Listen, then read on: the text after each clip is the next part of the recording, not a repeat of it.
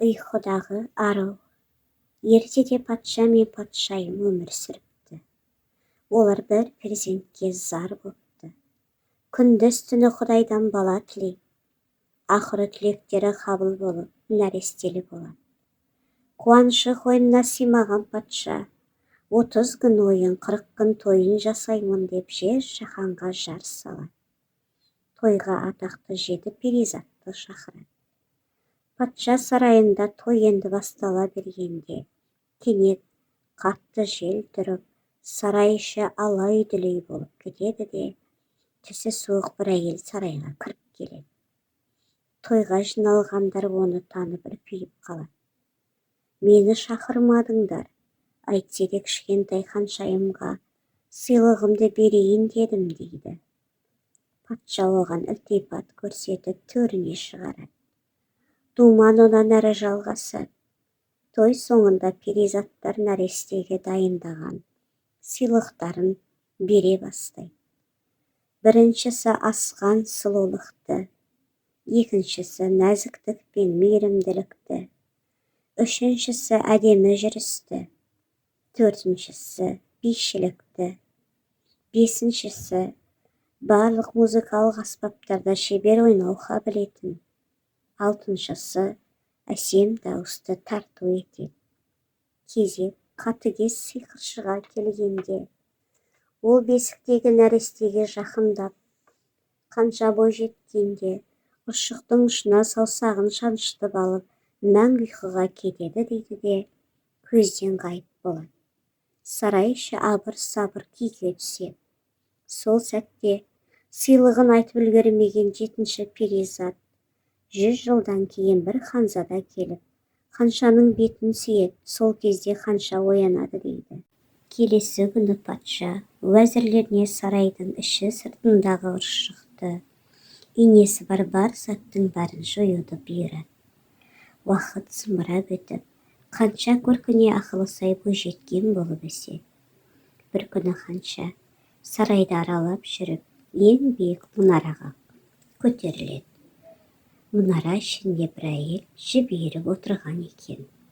Ондай затты бұрын көрмеген қыз: «Әжетай, не істеп отырсыз? Бұл қандай зат? Көруге бола ма?» деп сұрайды. «Бұл ұршық.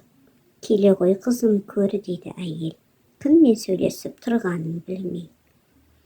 Қанша болса, әкесінің бөгде затты ұстама деген ескертуін ұмытып, ұршықты ұстай бергені сол еді. Абайсызда ұршықтың ұшы қыздың саусағына кіріп кетеді де, сол кезде күн күркіреп, алай-дүлей жел тұрып, қатыгез перінің айтқаны орындалып, қанша есіне танып түсіп, еденге құлап түседі. Артынан қуып келген қыздың күтушілері сұлық жатқан қаншаны сарайға көтеріп әкеледі. Қайғыға батқан патша мен патшайым қыздарын әдемі төсегіне жатқызады.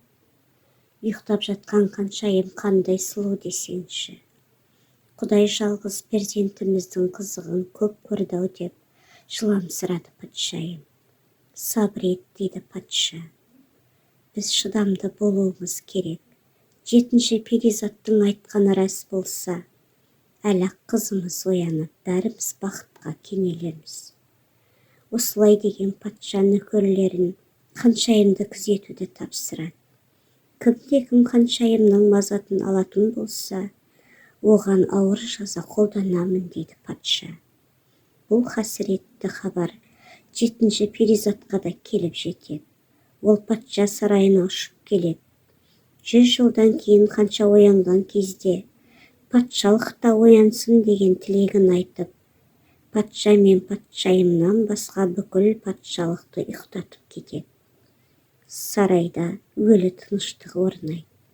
Патша мен патшайым ұйықтап жатқан қыздарының маңдайын сүйіп, қоштасады да, олар да ұйқыға кетеді. Бірақ мұншама уақыт тоқтап қалмады. Күн артынан күн, жыл артынан жыл зымырап өтіп жатады.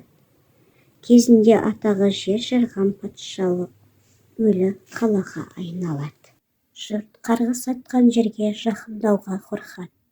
Сарайдың ішін сыртын қалың ағаш басады. Ағаштың қалың өскені сондай, сарай көзге көрінбейтін ұмыт болады. Оған барар жолды тікенектер қаптайды. Тікенектің көптігінен бұл маңға адам да, аң да жолай алмайды енді. Тек алыстан сарайдың күмбезі ғана жылтырап көрінеді. Осының бәрін істеген жетінші перизат болатын. Ол ханшайымның тыныштығын ешкім бұзбасын деп, әдейі осылай жасайды. Арада 100 жыл өтеді. Ұйқыдағы ару туралы жер-жерге тарайды. Қанша туралы әңгіме алыс патшалықтағы ханзаданың құлағына да жетеді. Ханзаданың қызықты оқиғаларды, құпия қазыналарды іздеуге жаны құмар еді. Ол енді ұйықтап жатқан аруды іздеп таппақ болады. Қызметшілеріне жолға дайындалуға бұйрық береді. Ханзада ұйқыдағы патшалықты ұзақ іздейді. Қанша ел жұрттан сұраса да ешкім ештеңе білмейтін болып шығады. Бірде ол жолдан бір шаруаны кездестіреді. Одан жөн сұрайды. Шаруа ханзадаға басын иіп, «Уа қайырымды ханзада, осыдан жарты ғасыр бұрын осы жерге жақын маңайдағы сарайда әлемдегі ең сұлу ханшайым ұйықтап жатыр деп естігенмін. Мен ол кезде жас едім. Білетінім ол қызды патшаның баласы ғана бетінен сүйіп оята алады деген екен». Мұны естіген ханзаданың жүрегі дүрсілдеп қоя береді. Ханшайымды мен оятпағанда кім оятады деп, ескі сарайдың күмбезі көрінген жаққа шаба жөнеледі. Жолындағы ағаш пен тікенектерді шауып келе жатып, сарайға келіп тіреледі.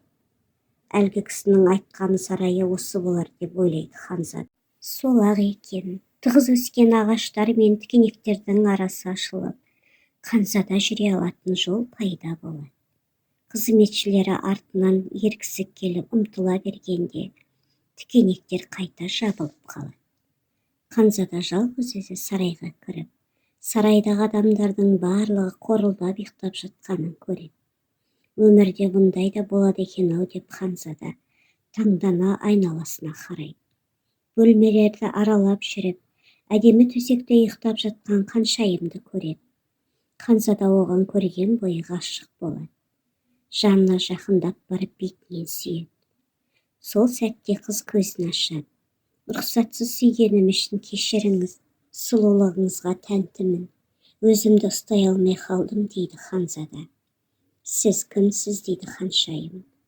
Ханзада ұйқыдағы ханшайым туралы аңызды естіп, қызды сонау алыстан іздеп келетінін айтады. Осы кезде патшалықтағы адамдардың барлығы ояна бастайды. Жан жақтан әртүрлі дыбыстар шығып, патша сарайына қайтадан жан бітеді. Ұйқыдан оянған қызметшілері ештеме болмағандай өз міндеттеріне кірісіп кетеді. Бүкіл сарайға жан бітіп, у-шу дыбысқа толып кетеді.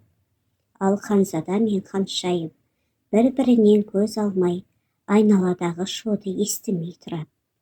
«Ханшайым, маған жасаған жақсылығыңызды қалай қайтарсам екен?» дейді ханзадаға наздана. «Мәңгі жанымда болсаң, маған одан басқа бақыттың керегі жоқ» дейді ханзада. Осы кезде патша келіп, «Қош келдің ханзада, осындай сымбатты жас жігітті 100 жыл бекер күтпеген екенбіз. Қандай тілегің бар, сұра» дейді. Ханзада сонда: «Маған байлықтың да, қазынаның да керегі жоқ. Рұқсат етсеңіз, қызыңызға үйленсем деген ойым бар» дейді. Патша мен патшайым келісімін беріп, ұлан-ғасыр той жасайды. Тойға барлық жұрт жиналады. Бұдан былай ұршық үйіруге тыйым салынбайды. Ханзада елді әділ басқарып, ханшайым екеуі бақытты ғұмыр кешеді.